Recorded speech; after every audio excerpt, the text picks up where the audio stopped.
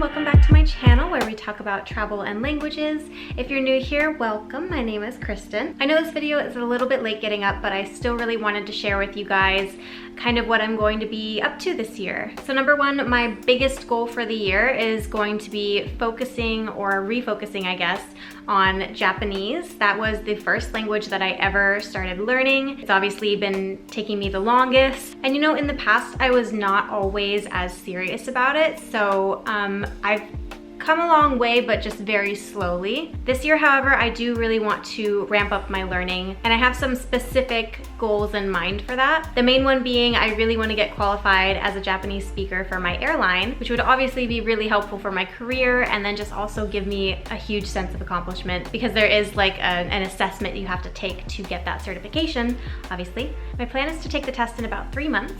And the way that this works is if you fail it the first time, you get to take it again 6 months later. So just in case I fail, I will be able to take it twice this year, hopefully ensuring success at some point. And then at some point this year, maybe I will take the JLPT as well for fun, kind of just as a challenge for myself and to really see if I can do it. The thing that I'm struggling with a little bit in that area is Kanji, but you know, everyone struggles with that. So my plan for success is going to be renewing my Japanese pod101.com subscription. If you've seen some of my previous videos on how I learn Japanese, you'll know that I'm a really big fan of Japanese Pod 101. I have talked about it before. If you haven't seen that video, I will leave it up here. And then also to improve my speaking and understanding skills, I'm going to start weekly lessons on italki, at least weekly. I haven't found a tutor yet, but I'm still looking. If anyone knows a good Japanese tutor on italki or a different platform's okay too, please do let me know. For a long while now, I've just been using my flashcard to keep up on my Japanese and then learning new words or phrases from like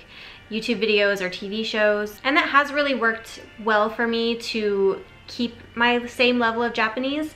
However, I really need to ramp it up in order to pass the tests that I'm wanting to take this year. And having that specific goal in mind is really motivating as well. For my baby language, Spanish, I'm probably just going to keep doing Pimsleur every day until I get through the entire course. I'm actually pretty far in there now. And then since I live in Mexico, I can just practice while I'm there. And I do believe that this is sufficient for my Spanish language study, so I'm just gonna keep it at that. And finally, I wanted to share with you that I'm going to be studying a new language this year. I'm very excited about it because I've been thinking about this for a long time, but I wanted to get to a good place in my other languages first. And I don't think this is going to surprise a lot of people, but I do hope that some of you are as excited about it as me. So that language is gonna be Korean. My reason for this is that it's yet another language that will be very useful in my job, as well as I really would be interested in going to Korea at some point. And I know that you don't have to learn a language in order to visit a country. However, that's just the way I like to do it. I feel pretty good about this one because I know that Korean is very similar grammatically to Japanese, so I think that that gives me a little bit of a